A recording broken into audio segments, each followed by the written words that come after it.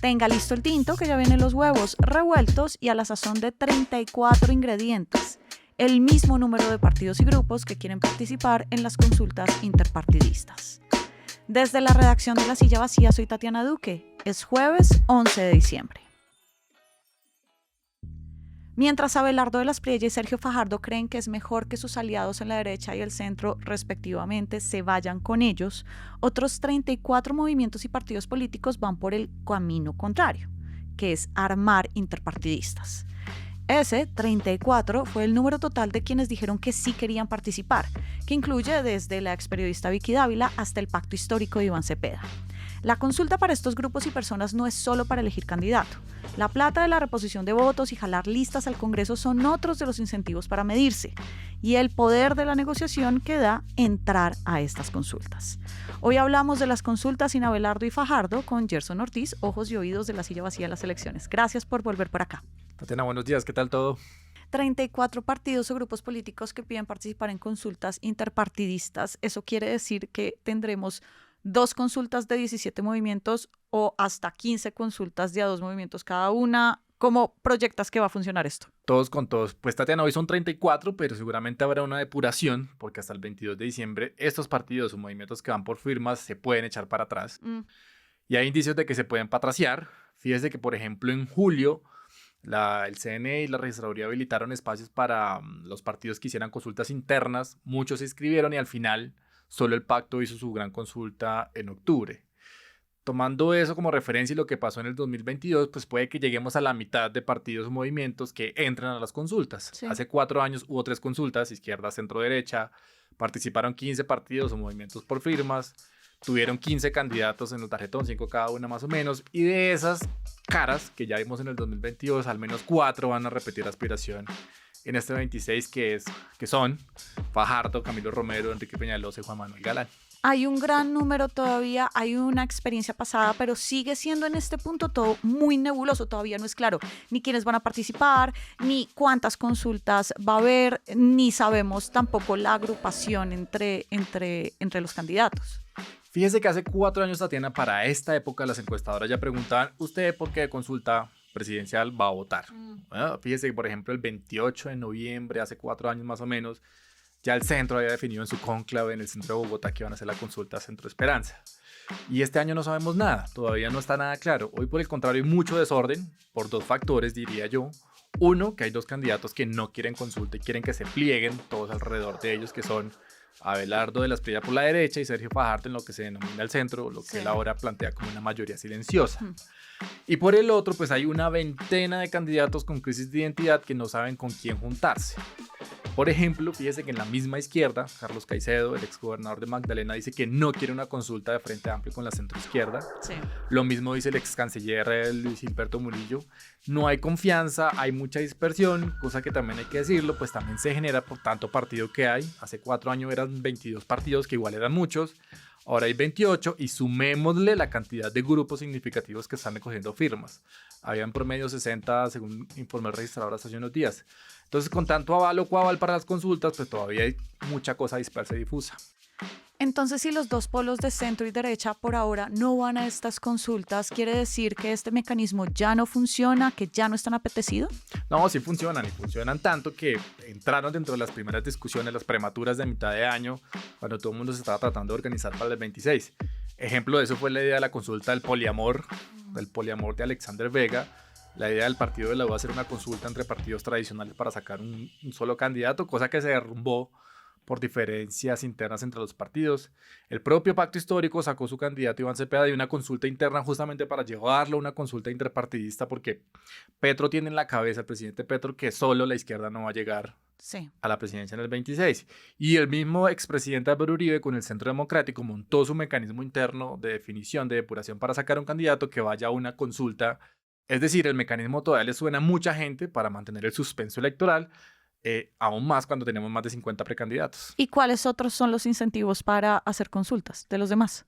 El incentivo básicamente es consolidar bloques y darle relevancia a nuevos liderazgos. Fíjese en 2022 con Francia Márquez, sacó 760.000 votos que la metieron en el juego electoral para darle un nuevo sentido a ese proyecto del progresismo, que era más allá de esa izquierda tradicional, y le metieron un voto más urbano. Esa irrupción de Francia le ayudó mucho a que Petro pudiera ganar la presidencia. Es decir, la izquierda creció más allá de su nicho original y para eso sirve una consulta. Otra ventaja de las consultas, y es clave para el futuro, Tatiana, y hay que medirlo mucho, y es que esas consultas arrastran las listas al Congreso de la República, que se eligen el mismo día, hay que decirlo, 8 de marzo, consultas, elecciones al Congreso. El mismo Centro Democrático, para seguir con ese ejemplo, va con lista cerrada, busca meter 25 senadores para que pueda llegar Uribe, pues ven la consulta, el gran incentivo para arrastrar su lista, como lo hizo con la consulta de 2014, recuerde usted a Oscar Iván Zuluaga y ese gran momento político que tuvo el Centro Democrático. Lo mismo con el pacto histórico, ¿no? Que quiere aumentar la meta de 20 senadores y ya tuvo su momento electoral con la consulta interna y eso sigue creciendo. Y sigue así. De hecho, si Abelardo de la Espriella quiere impulsar una lista al Congreso, que es la de Salvación Nacional, pues puede que lo haga con esa consulta, puede que no, y que pase desapercibida si no hace una alianza. Y finalmente otro incentivo es que si alguien logra mover mucha gente en la consulta interpartidista, sacar muchos votos, pues genera un efecto de campaña muy viable. Lo de Cepeda en la consulta interna sacando 2 millones de votos, fíjese usted el efecto 2-3 semanas después, y es que ya estaba con el 30% de las primeras encuestas que se conocieron tras la veda electoral. ¿Y cuáles son los incentivos de otros candidatos para medirse las encuestas si no tienen, digamos, la fuerza o los votos de Iván Cepeda o el reconocimiento, por ejemplo, de Abelardo en la derecha o de Fajardo en el centro?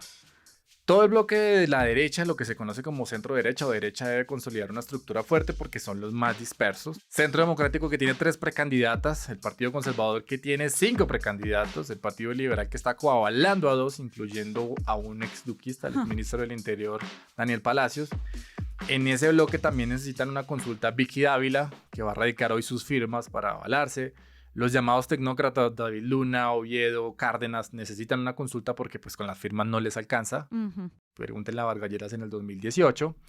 Y en el otro lado, pues se necesita la consulta de la centroizquierda, pues porque si el pacto quiere impulsar esta idea del Frente Amplio para recoger al centro y otros liberales, pues requiere reeditar esa visión del 2022, recoger a Roy Barreras, Camilo Romero, Juan Fernando Cristo, Luis Carlos Reyes, inclusive Clara López, nombres sobran para poder integrar esa coalición de izquierda. Y hasta Claudia López, que había dicho que no quería consulta, su grupo de ciudadanos que la está coavalando ya le dijo al CNE que quiere participar de la consulta, de una eventual consulta. Igual ella ha dicho que se va a esperar hasta el 22 para decidir si va o no va. Con todos estos incentivos, ¿lees que funcionará el no meterse a unas consultas para tener un momentum electoral por fuera? Pues siempre estará el ejemplo del finado Rodolfo Hernández, que no hizo una consulta en el 2022 porque siempre tuvo una apuesta muy individual, ¿no? Ni siquiera tuvo una lista al Senado sólida, no tuvo lista. Los que llegaron fue por la Cámara y demás. Lo propio que pasó con Sergio Fajardo en el 2018, que hablaban ayer con Mariana Zapata por aquí en Los Huevos. Son apuestas individuales, solistas, que no hacen alianzas con nadie, sino para poder vender la idea de que están con el pueblo y no con los políticos. Porque de todas maneras, cuando usted se ubica en una consulta, pues queda marcado. Si se ubica en la consulta de la izquierda, es petrista. Si se ubica en la consulta de la derecha, es uribista. Y si se ubica en la consulta del centro... es un tibio. Es un tibio. Eso dicen los analistas. Entonces, seguramente en este momento, mientras usted y yo estamos hablando, pues hay reuniones a manteles de muchos sectores políticos tratando de decir qué vamos a hacer y quiénes nos vamos a juntar. ¿Esto cómo se va a desempatar al final? Una encuesta siempre genera incentivos para un lado o para el otro. La próxima que vamos a conocer es la del Centro Democrático para definir su candidato interno, pero ahí van a hacer una gran barrida seguramente para hacer un análisis de cómo está el espectro político hoy. De todas maneras, al final, Tatiana, hay que recordar que los resultados de una consulta interpartidista son vinculantes. Es decir, los que participan en esa consulta tienen que ayudarle al que ganó. No se pueden hacer los locos e irse por otras consultas porque los pueden sancionar. La fecha clave entonces va a ser este 6 de febrero cuando se sepan los nombres de los candidatos que van a las consultas. Gracias, Gerson, por pasar por acá. Gracias, Tatiana, por la invitación. Y arranca el día con estas movidas. Siguen las inscripciones por firmas. La exalcaldesa Claudia López presentó 1.2 millones y Mauricio Liscano presentó 1.8 millones de firmas. La registraduría pide avalar 630.000. El 19 de diciembre, la JEP dictará la sentencia contra el coronel retirado del ejército Publio Hernán Mejía por ser el máximo responsable de la ejecución extrajudicial de 72 personas del batallón La Popa en Cesar y La Guajira. Y sigue empantanada la creación del Ministerio de la Igualdad a partir de 2026. El proyecto para este fin tiene los votos, pero sigue sin aprobación en las comisiones primeras de Cámara y Senado. Va a volver a debate la próxima semana. Este y más movidas de poder están al aire en lasillavacía.com, en las redes, en el en vivo y en nuestro canal de YouTube. Y por acá cada mañana estará servido su desayuno político favorito. Fernando Cruz y Juana Rubio Tovar produjeron este episodio. Yo soy Tatiana Duque y nos escuchamos mañana. Hacer periodismo independiente cuesta. Cada suscripción a este canal nos permite financiar historias que revelan patrones, intereses y otras dinámicas de poder que otros no cuentan. Suscríbase y sea parte de la comunidad que apoya a La Silla Vacía.